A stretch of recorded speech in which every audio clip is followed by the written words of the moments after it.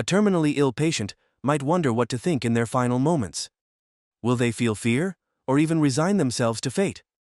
But I believe that what they need most is encouragement from their loved ones. But it's only because I've been struggling with my own mortality. What? But you're perfectly healthy. Stewie, I celebrated my 10th birthday this week.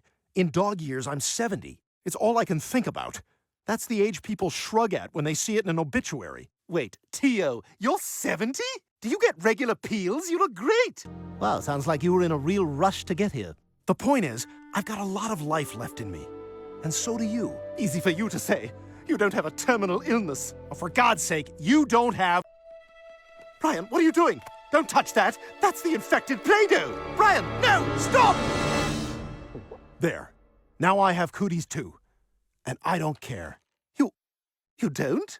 Brian, did you eat those mushrooms you found? Yeah, you actually look like a very old witch right now. But I'm also just happy to be alive. And you should be too. You know what? You're right, Brian. Too bad you can never get that on the page, but that's profound. Hey, I changed my mind. I don't want to do the procedure. My life isn't over. Why?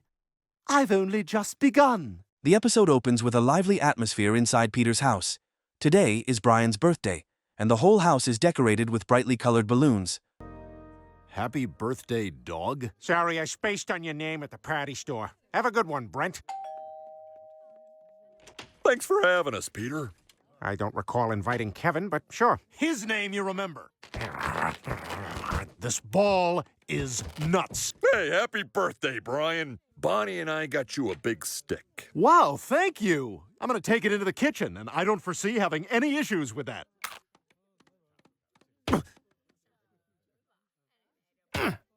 Okay, I can make this work.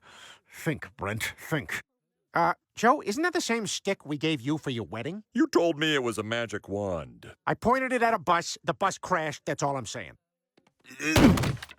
Well, fellas, I'm off. Old Joe's got a big stakeout this week, so I'm going to practice by watching the party from across the street.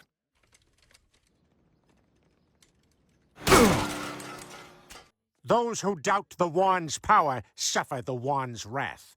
Leviticus 26:12.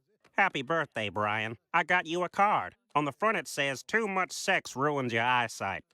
It also says, love Aunt Judy and Uncle Bob. A joke that good doesn't celebrate just one birthday. When all the guests had arrived, the party officially began with a strawberry birthday cake, the candles shimmering brightly as Brian turned another year older. Hi, everyone. Peter Griffin. Welcome to the roast portion of the evening. Ladies and gentlemen, my son, Chris. Born on the highway, because that is where most accidents happen. All right, I can take it. Okay, that's sort of just another jab at my penis, but sure. On the positive side, Brian's latest book was a real page-turner, because Brian's old now and can't satisfy women through intercourse. Peter, I'm fine. Are you sure this isn't about you not being able to perform on your anniversary? I told you that in confidence!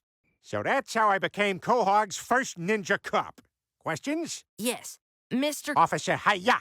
Did you park in the handicap spot? Ninjas don't have cars. Well, it's getting towed. Oh no, my Chevy Cruze! Thank you, thank you, thank you, thank you, thank you. The birthday party had ended, and Peter went to Joe's house after he left in the middle of the party and had an accident. However, the person he met was Joe's wife, Bonnie. A vague story between the two of them began from that point. Hey, Bonnie, is Joe around? No, he's on his stakeout.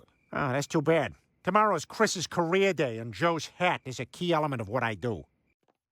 Man, something smells good in here. You cooking Brussels sprouts? No, I just farted. That checks out. Anyway, something else smells good. You want a little taste? Oh, holy crap! That's the best thing I've ever had.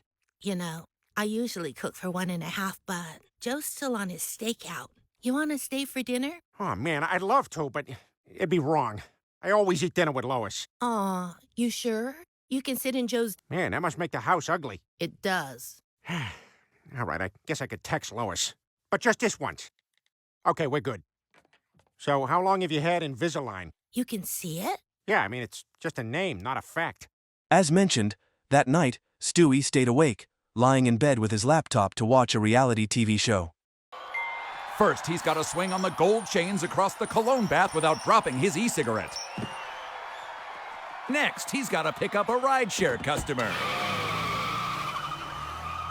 Now he's gonna be late, but he's going to make it seem like the passenger's fault and not his. Where the hell have you been? I've been here, man. Maybe you pressed wrong button. I don't know. Now don't talk to me. I'm on 4 different phone calls.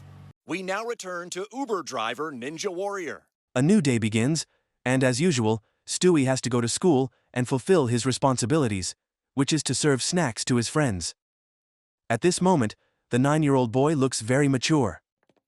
Can I have a chocolate milk with my snack today, please? What? Honey, the chocolate milk is the snack. I heard there's a special feature on the Blu-ray that's just Diane Keaton shrieking the commentary. Huge if true. Actually, Stewie, there's something important I sorta need to talk to you about. Okay. I recently found out I have cooties. And you're telling me why? Well, I mean, remember last week when we ate from the same Play-Doh? Stewie, listen, I just think you should get tested, okay? What? You mean I played with the Play-Doh everyone you ever played Play-Doh with played with? I've been played! Whoa, slow down, buddy. It's snack time, not Black Friday. Nobody's walking out of here with First Wives Club on Blu-ray, okay? Nice as that sounds. Stewie looked melancholy as he sat in front of the clinic, his head hung low, exuding a sense of worry about something. All right, who's next? Oh, Stewie. Come in. Okay, I just want to verify some medical history here. Any ouchies or uh-ohs? No, nothing like that. God. Good, good. And how many boogies would you say you consume in a week? Oh, God, maybe like 1, maybe 2 during the holidays, maybe? Test positive for cooties. What? That's terrible! I think you need to get your affairs in order. I don't have any affairs. I'm 1. Well, then you're ready to die. After learning that he was positive for the cruel disease, Stewie began to do things he had never done before. The first thing was to start planting trees in the front yard. I got your meds, honey. Did you say something? It's part of my alternative cooties therapy. No, I know the opposite of that. When you get this close to death, Who was that? that's my 20-year-old nurse. He's wearing homemade sandals. Yeah, he has no medical training. Stewie, aren't you being a little dramatic about this cooties thing? His simplicity keeps me young. Returning to the Griffin family's dinner, Peter seemed uninterested in food. He rested his chin on his hand and barely touched his meal, which made Lois wonder. Peter, what's wrong? You don't have an appetite. I'm gonna get one. Just give me a minute. You've barely touched your dinner. Lois, the more you talk about it, the more it's gonna be a whole thing. Just let me focus here. We all heard it, Dad. Hey, Chris? Okay? Got it? Well, what if I spiced it up for you, Peter? I think I saw a takeout mustard packet in the key drawer. That's a waterbed for my army guy. What if you spun the plate around, Dad? Tried it from behind? Meg, go to place. Do I have to? I said go to place!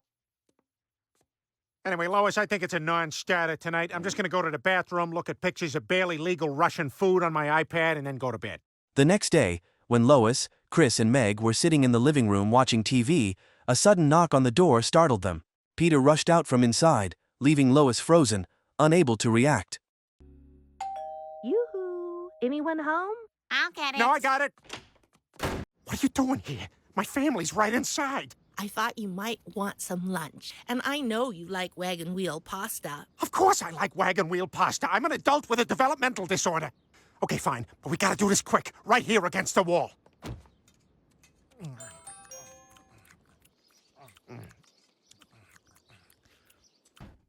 Oh, they sure do grow up fast, don't they? Chris, have you masturbated today? No, ma'am. Well, get up there. And don't come back. With Joe out of the house, Peter quietly snuck over to enjoy Turkish food with Bonnie. This is seriously the best turkey I've ever had, Bonnie. Looks like Joe's home early. What? I ate most of his dinner. He's gonna be so pissed. I better hide. Hey, Bon, did you know there's a difference between 10th Street and 10th Avenue? Anyway, I may have bonered the stakeout. Oh, thanks for pre-chewing my meal, babe. The food shuttles out of my cloaca much easier that way.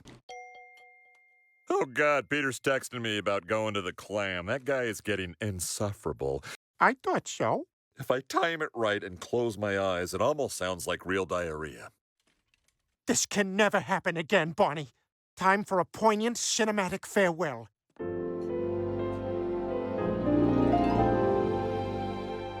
I don't like when Bill Murray is serious. In the end, Peter came to understand the difficulties in marriages. Sometimes we crave a change, but ultimately, Lois's cooking is truly the best for him.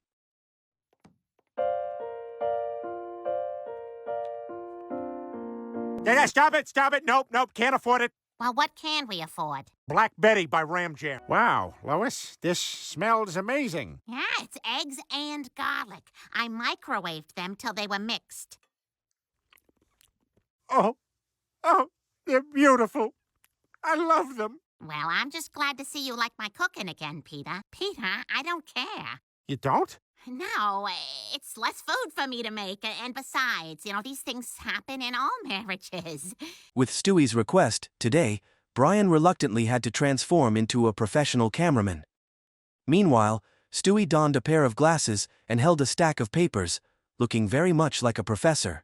Me and a bunch of other buff cooties victims are going to shut down the 3rd floor of a Bloomingdale's tomorrow. What do you think? She's alive, right? Stewie, come on, this is ridiculous. Do you mind this music, Bri? Do you like opera? Not really. Oh, Bri, you really haven't heard the wheels on the bus until you've heard it in its original Italian. Enough, Stewie. You've taken this whole thing too far. I'm washing my hands of your cooties, which, had you done in the first place, might have prevented all this. Gritty! I'm not going to pee in a cup for you, so stop asking. This was supposed to be my day, and you're ruining it. You'll Venmo me for this too, I suppose? Okay, we're rolling. Hi, I'm Tony Award winner Stewie Griffin Styles. What? It's called manifesting, Bri, for when he gets sober. Brian, are you getting my right angle? You said you wanted it from the left side. You want it from the right? The left angle is the right side. Okay, back to one. Stewie, you got a letter from the Make-A-Wish Foundation. Oh my God, they've accepted my application. I'm gonna get my final wish granted. I get to meet the Philadelphia Flyers mascot, Gritty. While searching for his phone charger, Brian accidentally stumbled upon a video message that Stewie had left for him before he left. Hey, Stewie, I wanted to apologize for last night and also maybe charge my phone. What the hell? Hello, Brian. If you're watching this, it means you couldn't find your phone charger and came in to use mine. Man, am I that predictable? Yes, you are. Anyway, I can see that my disease has become a burden to the people I love. Oh my God, this is terrible. Okay, don't look at the tags, that's tacky. Well, I'm not telling you that, but not cheap. I don't care about the suits. Unless he gets his eyes done. Even then, though, hard maybe. What have I done? This is all my fault. I drove my best friend away, and now he's alone and dying on a bus somewhere. Oh, also, you can have my penis enlarging machine. It's in my closet. Did you look? Will you text me if you looked? Upon realizing the truth, that Stewie might not survive and had gone far away, Brian hurried outside to inform Chris and Meg. Long days, short years, huh, Meg? Chris, masturbate. Jerk! No? Have you checked his Instagram? Of course.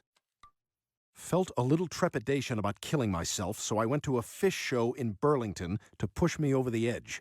That's it! He's in Burlington! Thanks, Chris! Feeling immense sorrow for his dear friend, Brian decided to drive off, following clues to a rather distant area to search for Stewie. Hang tight, Stewie, I'm coming! Ah! How'd you get in here? I was propelled by a heart attack. Are your glasses always that smudged? I haven't used a wiping cloth in 35 years. I'm sorry, I agree with everything you say, but can you just say it softer? Oh, someone at Coachella must have said my name 3 times. Goodbye! At the Burlington Euthanasia Clinic and Coat Factory, Stewie was being examined and seemed to be giving up in the face of his terminal illness. Stop it! Nope, can't afford it! Well, what can we afford? Stop the procedure! Look, Stewie, I know I've been hard on you, but it's only because I've been struggling with my own mortality. What?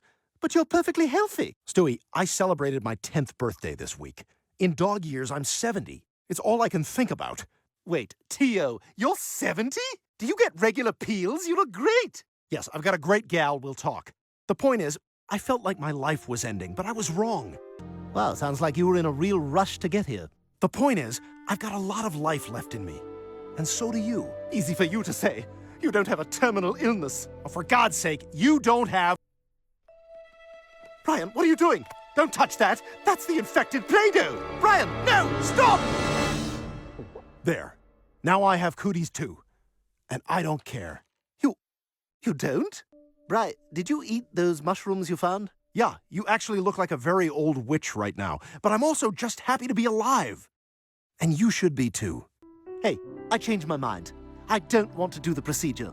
My life isn't over. Why, I've only just begun. Almost done, Stewie. Do you have an email address for our mailing list? No thanks. I'm about to kill myself. What follows will be a press conference from Family Guy about things you might want to know, and this episode ends here. Yeah, you. First question. Go ahead. Meg was noticeably absent from the episode. Was that a team decision? Yeah, I'm not going to be answering any questions about Meg. We'll be dealing with Meg internally. Over here. Do you think we'll be seeing more of Peter and Bonnie teaming up? I thought it played pretty well. We'll have to look at the tape on that and make a decision moving forward. Yeah. You guys used to be on at 9, now you're on at 9:30. What happened with that? All right, I'm done here. This suit cost $40,000, and I'm throwing it away after this press conference. Okay, over here.